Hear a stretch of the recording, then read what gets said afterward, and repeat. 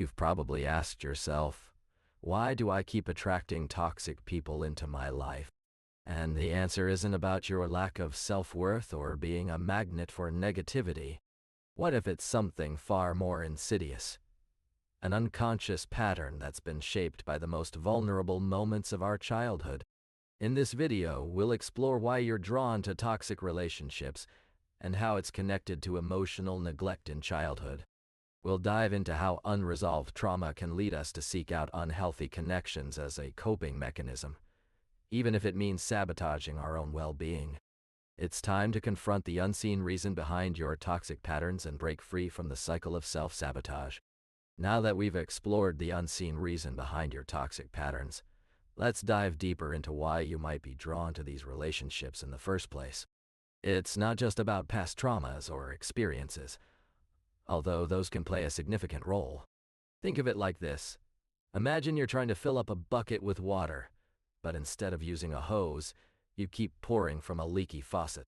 The more water that leaks out, the more you try to pour in, never realizing why it's not filling up. That's what's happening when we seek out toxic relationships. We're trying to meet an emotional need, but we're doing so in a way that only drains us further. Let's take a closer look at some common behaviors that might indicate you're people-pleasing.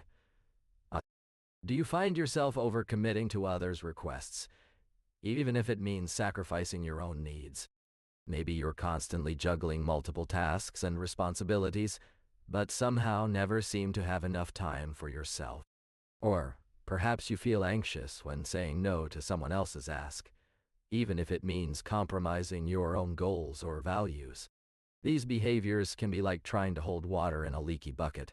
No matter how hard you try, things are always going to spill over and leave you feeling drained.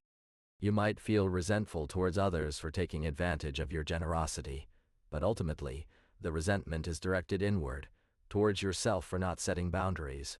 Think about it. When was the last time you said no to someone without worrying about how they'd react?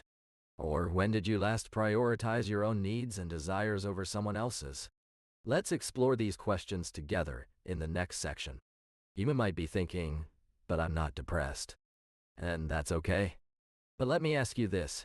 Have you ever felt like a high-functioning machine, getting through your day, completing tasks, but feeling empty inside? Like you're running on autopilot. That's the experience of high-functioning depression. It's often referred to as masked or closeted depression, because it doesn't look like traditional sadness or lethargy. Imagine being a skilled chef who expertly prepares meals for others, but can barely muster up the energy to cook for themselves.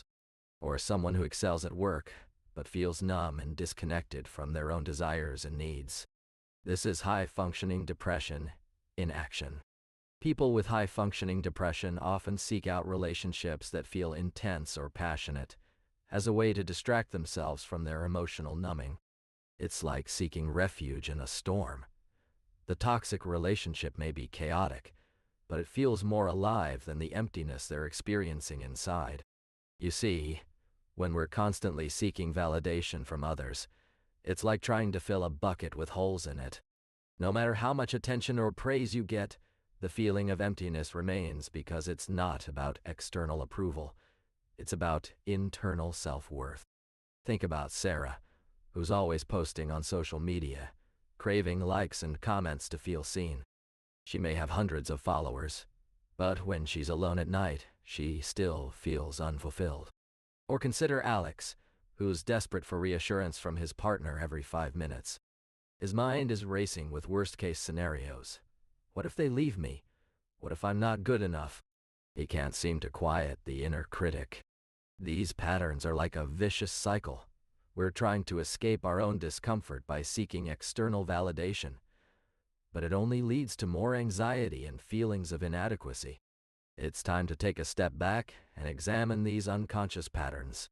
What's driving your desire for constant attention or reassurance? Is it a deep-seated fear of abandonment or rejection? Now that we've explored the underlying reasons for your attraction to toxic people, let's talk about how to recognize these patterns in action. Think of it like this. Imagine you're driving a car, but someone else is controlling the GPS system without your knowledge. You might think you're heading in one direction, but secretly, you're being steered towards trouble. You know, self-compassion is often the unsung hero in our journey towards breaking free from toxic relationships. It's not just about being kind to ourselves, but also about developing a deeper understanding of our own needs and desires. Think of it like navigating through uncharted territory. We can get lost easily if we don't take the time to listen to our inner compass. Creating healthy relationships requires a different kind of map, one that's not drawn on paper, but etched in our hearts and minds. It's about understanding what we need to thrive, just like how plants require specific conditions to grow. When you're around someone who nurtures your growth, you feel seen, heard, and valued. But when you're with someone toxic, it's like being stuck in a garden where the weeds are choking out the flowers, suffocating your potential. Think about it. Have you ever been in a relationship where you felt like you had to tiptoe around their emotions? Where every conversation became a minefield of unspoken expectations and unresolved conflicts? That's not love, that's exhaustion. It's time to take back control by setting boundaries that honor your own emotional landscape. Remember, healthy relationships are built on mutual respect, trust, and open communication, the kind of foundation that can weather any storm. By prioritizing self-reflection and emotional intelligence, you'll be better equipped to navigate even the most challenging relationships. As we come to the end of our journey together today, I want you to take a moment to reflect on what resonated with you most. Was it the realization that your attraction to toxic people stems from deep-seated fears? Or perhaps the understanding that emotional intelligence is key to breaking free? Think of this process like peeling back layers of an onion. We've explored some of the underlying reasons why we're drawn to toxic relationships, and now it's time to take action. Remember Emily, who finally cut ties with her manipulative friend after recognizing the patterns of control. Or James, who started practicing self-compassion and assertiveness in his interactions. You are not alone on this journey towards healing and growth. I want to encourage you to continue exploring your own reasons for being attracted to toxic people and to seek support when needed. You can start by checking out the resources we've linked in the description below. Remember, breaking free from toxic relationships takes time, patience, and kindness, but it's worth it. As you continue on this path, remember that breaking free from toxic patterns is not about being perfect. It's about becoming whole. You are worthy of love and respect, not because of what others do for you, but because of who you are. Don't be too hard on yourself when old patterns resurface. Instead, acknowledge them, learn from them, and gently guide yourself back to your values and goals.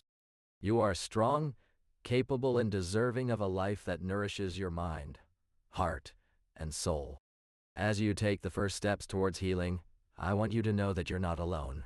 There's a whole community out there waiting to support and uplift you. And if you need someone to talk to right now, know that it's okay to reach out for help. Before we part ways today, I invite you to join our community by subscribing to this channel.